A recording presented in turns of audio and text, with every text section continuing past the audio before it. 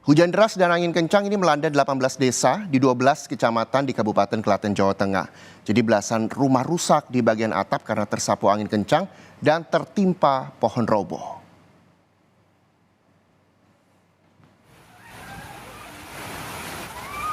Warga Kabupaten Klaten, Jawa Tengah panik berlarian menghindari hujan deras dan angin kencang.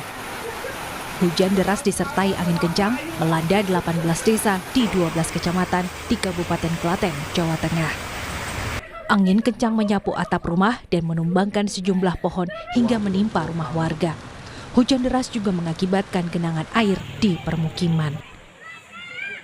Kenapa saya kira batangnya yang patah, ternyata rongkap saya sudah pasti tahu kena kabel listrik. Saya turun, takutnya kan ke arah mana, ke arah utara, kena rumah. Tapi ternyata yang kena teras depan, pojok itu. BPBD Klaten dan sejumlah pihak menangani dampak cuaca buruk. Sebanyak 16 rumah di daerah yang terdampak rusak, terutama pada bagian atap. Angin kencang juga menyebabkan satu baliho besar roboh dan pohon tumbang menimpa satu mobil. Air hujan yang menggenangi permukiman disebabkan drainase yang tidak berfungsi dengan baik. 16 rumah kena tertimpa pohon, atapnya semua rata-rata.